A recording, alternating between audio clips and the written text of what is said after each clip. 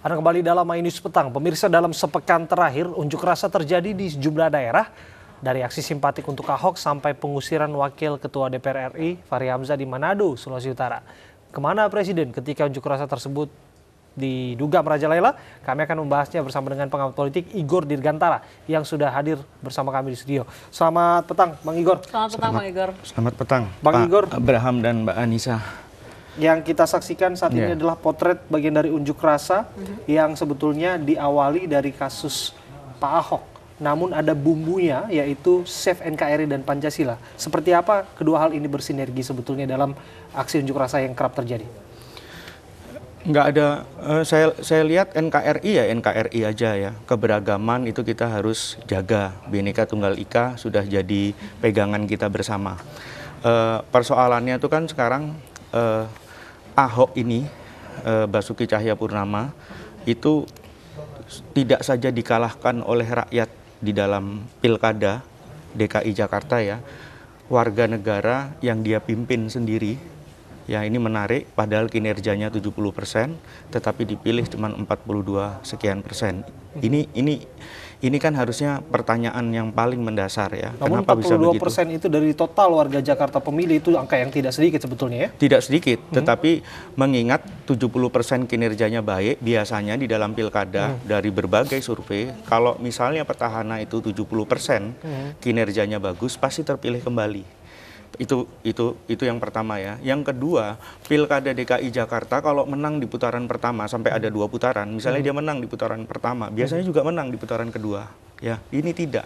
Jadi indikasinya tuh yang pertama, masyarakat atau publik itu harus menyadari bahwa yang pertama, Ahok itu sudah kalah dengan rakyat yang dipimpinnya sendiri di Jakarta. Yang kedua, Ahok itu juga sudah kalah dengan vonis hakim di pengadilan.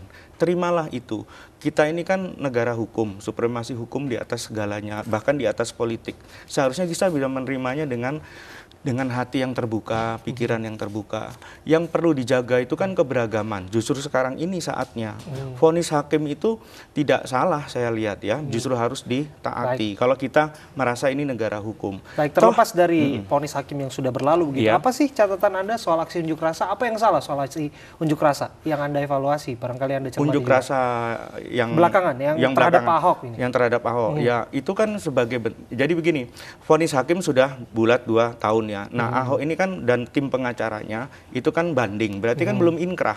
Kalau belum inkrah ya kita jalanilah proses hukum. Jadi demo yang terakhir ini saya lihat ya untuk menekan nanti itu dalam proses banding. Jadi arahnya itu gantian gitu ya. Kalau misalnya ada pandangan bahwa aksi 212 misalnya ya 55 yang terakhir itu kemudian untuk menekan putusan hakim, sekarang justru putusan hakim ini kan belum inkrah, nanti masih akan banding ya kan.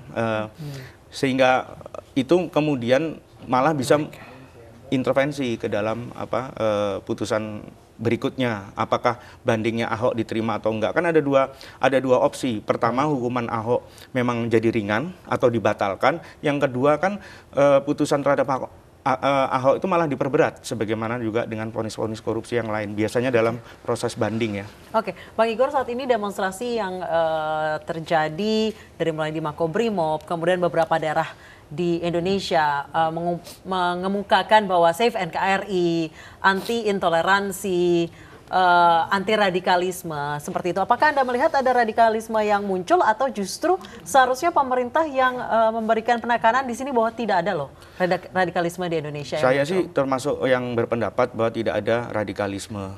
Kalau misalnya masyarakat tidak pro kepada Ahok, itu bukan berarti mereka anti kepada keberagaman atau kebinekaan. Kalau misalnya itu kan label politik semua gitu ya. Belum tentu juga misalnya orang yang tua lalu kemudian pro kepada status quo. Bisa saja dia tua tapi dia pro kepada kebijakan yang pembaruan gitu ya. Sebaliknya belum tentu anak muda itu pro juga terhadap misalnya demokrasi begitu ya. Bisa saja dia juga malah ketika memimpin nanti dia otoritarian. Belum tentu, itu bisa terlihat kok dari partai-partai pendukung Ahok ya di Pilkada Jakarta. Kan belum tentu gitu. Mereka yang klaim bahwa mereka adalah partai reformis gitu ya, atau partai apa, kalau Nasdem itu, nah itu kan justru mereka kan malah mendukung yang salah gitu ya, bahkan ketuanya kemarin juga menjenguk di penjara, itu malah baik gitu, jenguk aja gitu, jangan kemudian pakai aksi yang malah cenderung brutal yang dibubarkan oleh polisi ya, kemudian aksi 1 juta lilin itu juga buat apa? Hargailah hakim. Kita ini negara hukum, kita juga menganut trias politika ya, jadi kekuasaan yudikatif tidak bisa diintervensi oleh kepentingan apapun juga. Soal aksi 1 juta lilin sudah Anda sebutkan tadi, apa yang salah dengan aksi ini? Karena kita juga paham ada undang-undang yang memberikan kemerdekaan menyampaikan pendapat. Ya itu kan mereka mungkin terpengaruh ya daripada kita mengutuk kegelapan mendingan menyalakan lilin. Tapi itu kan dalam konteks soal kontennya maksudnya. Ya, soal kontennya. Jadi maksud saya ini enggak apa ya, sebenarnya ini tidak fair.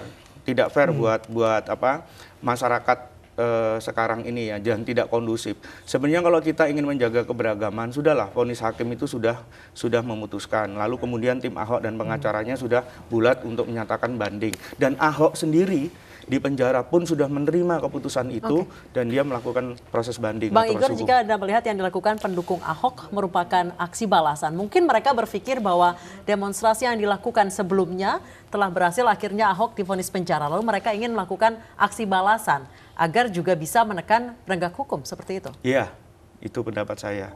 Jadi di situ sudah terlihat kan bahwa siapa sih sebenarnya yang punya apa ya, orang kan sudah harus adil sejak dalam pikiran gitu. Nah ini pikiran ini sudah bisa terbaca begitu ya. Berarti dari awal Anda sepakat bahwa sebetulnya persidangan ini dihantui oleh trial by mob?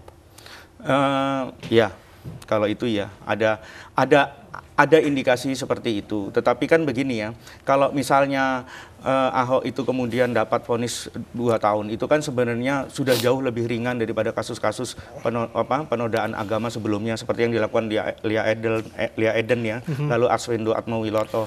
Ini cuma 2 tahun. Dan hakim itu memutuskannya juga pasti juga dengan prudence ya, dengan kehati-hatian, dan kemudian mengingat juga beberapa situasi sosial politik belakangan ini. Jadi keputusan itu sudah yang paling adil. Kalau sebenarnya umat Islam gitu ya, kalau saya misalnya melihat aksi GNPF MUI yang sudah terang-terangan kemarin menyatakan aksi 55 itu terakhir. Lalu dia bangkit lagi ya dengan adanya stimulus yang datang dari aksi 1 juta lilin ini, bagaimana? Kan nanti juga jadi ricuh dan jadi tidak kondusif, dan kasihan Pak Presiden Jokowi ya, dia mengelola pemerintahan gaduh namanya gitu. Nah, Anda sudah sebutkan namanya tadi, Pak Presiden Jokowi. Iya. Seharusnya apakah Presiden bersikap? Harus bersikap. Sebenarnya dia melarang, jadi itu fair ya. Seperti kemarin dia misalnya dalam aksi 212, 313 gitu ya, dan rentetan demo-demo yang terkait penodaan agama itu, dia mengatakan menghargailah kebinekaan, hargailah sikap seperti keberagaman. apa harusnya yang diambil oleh seorang presiden untuk paling tidak mendinginkan suasana atau kemudian mempersatukan kembali, merajut kembali friksi-friksi yang ada di grassroots? Menurut saya itu bisa dilakukan oleh Pak Presiden Jokowi dalam kesempatan misalnya ketika berpidato di sebuah acara, dan itu tergantung protokoler ya. Pak Jokowi itu kan banyak sekali acara kegiatan gitu ya, mengunjungi misalnya peresmian apa, peresmian B, peresmian X. Bang Igor, apakah Presiden perlu turun ke lapangan lagi seperti yang dilakukannya pada aksi 212 ketika itu dia mengikuti akhirnya sholat Jumat berjamaah di Monas, kemudian memberikan himbauan kepada masyarakat yang ikut demonstrasi?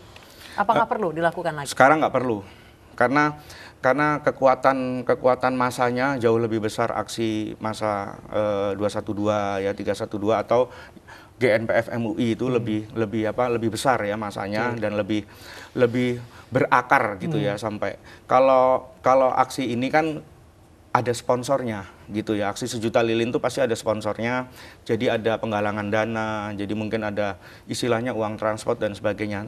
Itu berbeda sekali dengan aksi 212, 313 ya, aksi-aksi yang dikawal oleh GNPF MUI itu lebih banyak misalnya, mungkin sponsor ada, tetapi sponsor itu sifatnya bukan orang yang kemudian tertarik datang dari jauh, dari daerah-daerah dari pelosok daerah lalu datang gitu ke Jakarta untuk ikut aksi. Itu bisa dilihat kok gitu ya.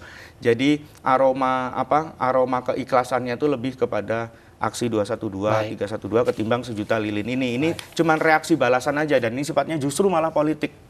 gitu, ketimbang hal-hal yang lain yang menyangkut NKRI, keberagaman, Baik. kebinekaan dan lain sebagainya. Jika demikian, mestikah atau haruskah dilakukan semacam rujuk nasional begitu? Ada forum tertentu untuk bahas itu difasilitasi oleh pemerintah. Kita akan bahas saat lagi.